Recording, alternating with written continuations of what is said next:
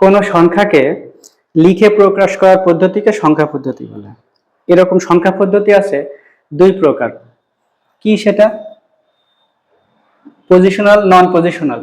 একদম প্রাচীন আমলে মানুষ যখন কেবল গণনা শিখতেছে, তারা তাদের পশু পাখি গবাদি পশুগুলোকে গুনে গুনে রাখতেছে, তখন বিভিন্ন চিহ্ন বা প্রতীক ব্যবহার করত। যেমন প্রাচীন মিশরীয়রা যে পদ্ধতি ব্যবহার করত ওটার নাম হচ্ছে হায়ারোগ্রাফিক্স। ওটাই কি করতো, একটা বড় একটা শিয়াল বা একটা কুকুরের ছবি দিয়ে বিশাল বড় একটা লার্জেস্ট সংখ্যা বোঝাতো।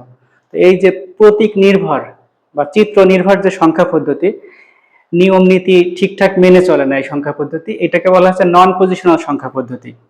আর যেটা ঠিকঠাক গাণিতিক নিয়মে গড়ে ওঠে সেটা পজিশনাল। তো নন পজিশনাল আমরা এখন আর খুব বেশি ব্যবহার করি না, সামান্য কিছু ন্যারো স্কেলে, যেমন কিছু রোমান আমরা আমাদের বইয়ের সূচিপত্র বা ভূমিকায় কিছু ব্যবহার করে থাকি।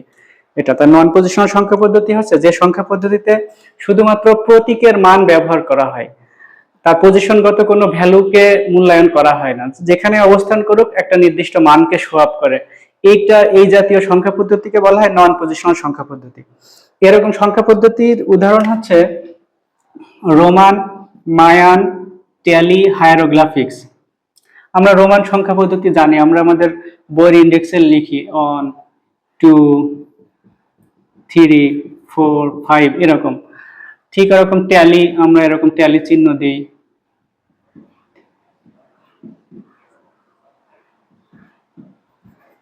সরি,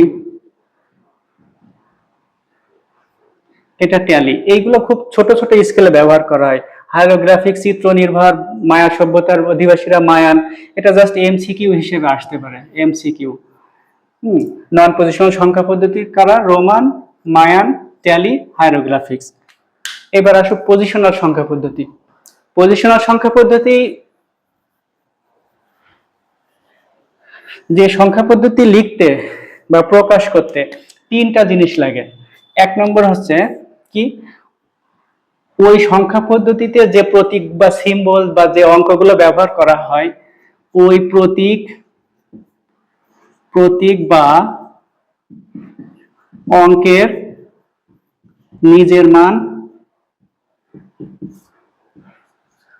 তারপরে কি ওই প্রতীকের অবস্থানগত মান। একই প্রতীক একাধিক পজিশনে একাধিক মান তৈরি করে, এটা আমরা দেখবো একটু পরে। আরেকটা কি লাগবে, ওই সংখ্যা পদ্ধতির বেজ বা ভিত্তি। কি লাগবে? প্রতীকের নিজের মান, অবস্থানগত মান, আর বেজ বা ভিত্তি। আমরা একটা উদাহরণ দিই। আমরা 10 ভিত্তিক সংখ্যা পদ্ধতিতে একটা সংখ্যা লিখব। একটা সংখ্যা লিখলাম 55। আমরা এখানে দেখতে পাচ্ছি দুটো প্রতীকই কিন্তু সেম প্রতীক, কিন্তু এইটার ভ্যালু যদি হিসাব করি তাহলে এইটা কিন্তু 50 আর এইটা কিন্তু 5। এইটা 50, এইটা 5, তাহলে একই প্রতীক। এ কিসের কারণে 50 হয়ে উঠেছে? এর পজিশনের কারণে, দশক পজিশনে আছে। তাহলে আমরা একটুখানি সুন্দর করে লিখি 5,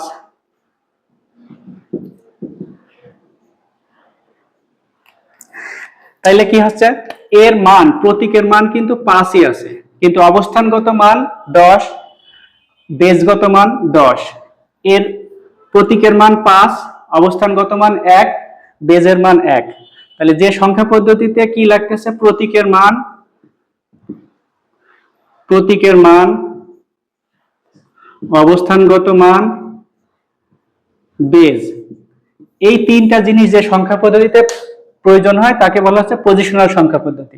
আমরা যত সংখ্যা পদ্ধতি নিয়ে আলোচনা করব, যত সংখ্যা পদ্ধতি আমরা বাস্তব জীবনে ব্যবহার করি, সবগুলো পজিশনাল সংখ্যা পদ্ধতি। ডেসিমাল, আমরা মানুষেরা যে হিসাব কিতাব করি। বাইনারি, কম্পিউটার যে পদ্ধতিতে হিসাব কিতাব করে, সেটাও পজিশনাল। কম্পিউটারের এক একটা অঙ্কের পজিশনের কারণে মানে চেঞ্জ হবে, আমরা দেখব। অক্টাল, হেক্সাডেসিমাল, সবগুলাই পজিশনাল সংখ্যা পদ্ধতির উদাহরণ। তাহলে যে সংখ্যা পদ্ধতি প্রকাশ করতে ওই সংখ্যার প্রতীকের নিজস্ব মান, অবস্থানগত মান এবং ওই পদ্ধতির বেস প্রয়োজন, তাকে বলা হচ্ছে পজিশনাল সংখ্যা পদ্ধতি।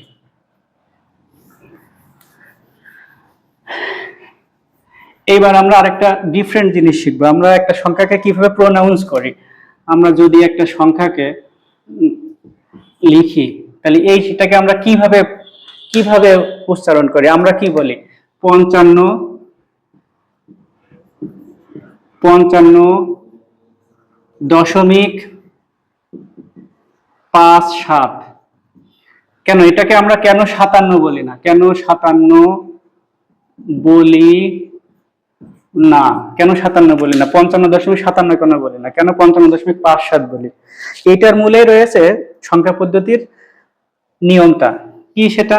আমরা যদি এটাকে সুন্দর করে লিখি তাহলে আদতে কি লিখতেছি, এটাকে যদি ঠিক করে লিখি 50 যোগ 5 যোগ 0.5 যোগ 0.07, সুন্দর করে লিখি 5 গুণ 10 টু দি পাওয়ার 1, 5 গুণ 10 টু দি পাওয়ার 0, 5/10, 7/100। তাহলে আমরা যদি সুন্দর করে বলি তাহলে এইটা কিন্তু 5 না, বরং 5/10, 5/10, আর এইটা 5/1, তাহলে 5। এই 5/10/5, 5/10/5 এর একটা সমাসবদ্ধ রূপ আছে, সেটাকে আমরা বলছি 5/10/5 ইজ ইকুয়াল 55। আর এইটার যদি সঠিক পরিচয় বলি তাহলে কি হবে, 10/5 ভাগ, তাহলে আসতেছে 5 দশমাংশ। আর এইটার পরিচয় কি আসতেছে 7 শতাংশ। তাহলে আমরা যদি সুন্দর করে বলি 5/10/5 এবং 5.7 এই যে 5/10/5 এর সমাসবদ্ধ রূপ হচ্ছে 55, কিন্তু 5.7 5.7 এর কোনো সমাসবদ্ধ সংক্ষিপ্ত রূপ নাই। তাহলে আমরা সব থেকে সঠিক বলতে গেলে বলতে হবে 5/10/5 মানে 55 এবং 5.7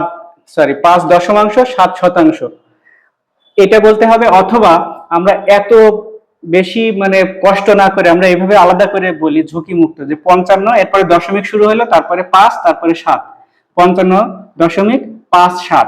কিন্তু এটাকে 57 বলা যাবে না, কারণ এটা 5.10/7 না, বরং 5.7 যেহেতু এটা আমরা আলাদা করে বলতে চাচ্ছি না, লার্জ কষ্ট হয়ে যাচ্ছে, সেই কারণে আমরা দশমিকের পরে আলাদা আলাদা করে প্রোনাউন্স করি। আমরা বলে থাকি 55.57। বোঝা গেছে কিনা?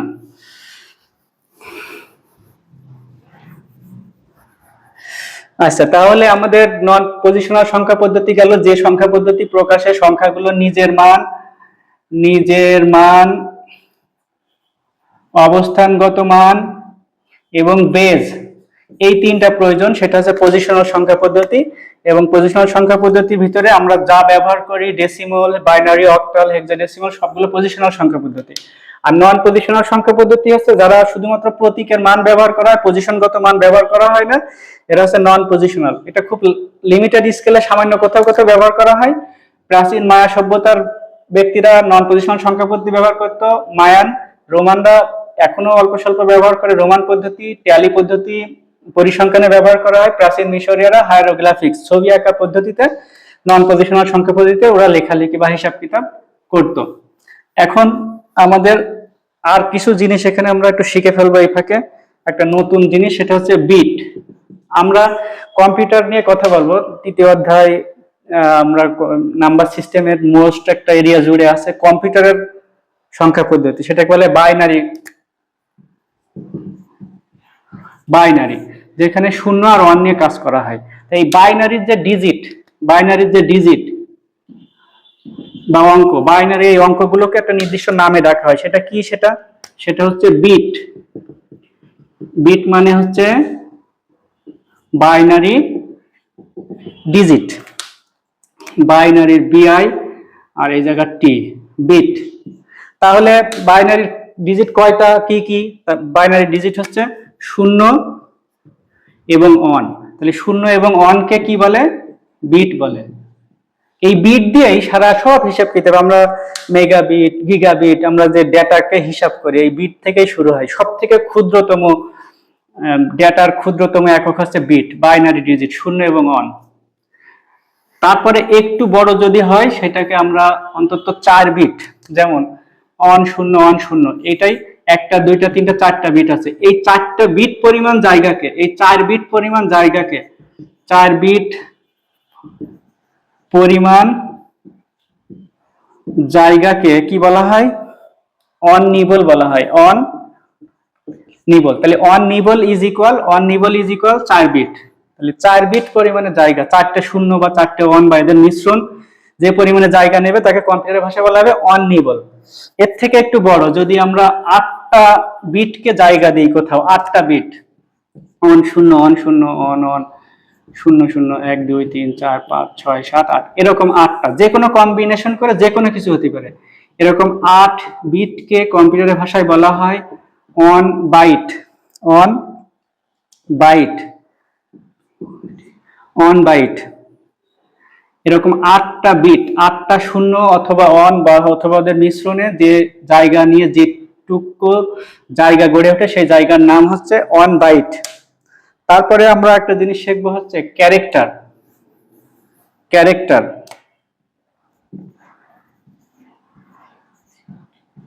ক্যারেক্টার, ক্যারেক্টার মানে আমরা জানি চরিত্র, কিন্তু কম্পিউটারের ভাষায় ক্যারেক্টার বলতে বর্ণ বোঝায়, যে কোনো চিহ্ন বা প্রতীক। কম্পিউটারে অ্যালফাবেট নিয়ে কাজ করে, কম্পিউটারে নাম্বার নিয়ে কাজ করে, ডিজিট নিয়ে কাজ করে, কম্পিউটার বিভিন্ন বিশেষ বিশেষ চিহ্ন নিয়ে কাজ করে। তা এই সমস্ত সকল জিনিসকে, বিভিন্ন চিহ্ন বা প্রতীককে কম্পিউটারের ভাষায় বলা হয় ক্যারেক্টার, বলা হয় ক্যারেক্টার। এবং এই ক্ষেত্রে ক্যারেক্টারের 2টা ধরন আছে, ক্যারেক্টারের 2টা ধরন আছে। আমরা যেটাকে বলি বড় হাতের অক্ষর, ছোট হাতের অক্ষর, এরকম ক্যারেক্টারের 2টা টাইপ আছে। একটা হচ্ছে আপার কেস বা বড় হাতের অক্ষর, এটা আমাদের অ্যালফাবেটের ক্ষেত্রে প্রযোজ্য, এটা হচ্ছে বড় হাতের অক্ষর। আর একটা হচ্ছে লোয়ার, লোয়ার কেস, ছোট হাতের অক্ষর। এই ক্যারেক্টারের 2টা টাইপ আছে, আপার কেস, লোয়ার কেস। বিভিন্ন অ্যালফাবেট, বিভিন্ন ভাষী মানুষের অ আ আলিফ বা এ বি সি ডি, এইগুলো অ্যালফাবেট, নিউমেরিক, বিভিন্ন চিহ্ন প্রতীক, সবগুলোকেই কম্পিউটার ভাষায় কি বলা হয়? ক্যারেক্টার বলা হয়। এবং এই একটা ক্যারেক্টার লিখতে কম্পিউটারে 8 বিট জায়গা নেয়। 8 bit equal one byte equal one character. একটা অক্ষর বা একটা প্রতীক বা একটা ফুটা দেব, 8টা বিট জায়গা কম্পিউটারে বরাদ্দ দেওয়ার জন্য। এবং এই ফুটার জন্য একটা নির্দিষ্ট পরিমাণে কম্বিনেট করা একটা ব্যাপার আছে, 0 1-এর একটা নির্দিষ্ট কম্বিনেশন আছে, সেটা আমরা পরবর্তীতে দেখব। তাহলে একটা ক্যারেক্টারকে প্রকাশ করতে মিনিমাম 8টা বিট বা 8টা বাইনারি 0 বা 1 এর প্রয়োজন হবে।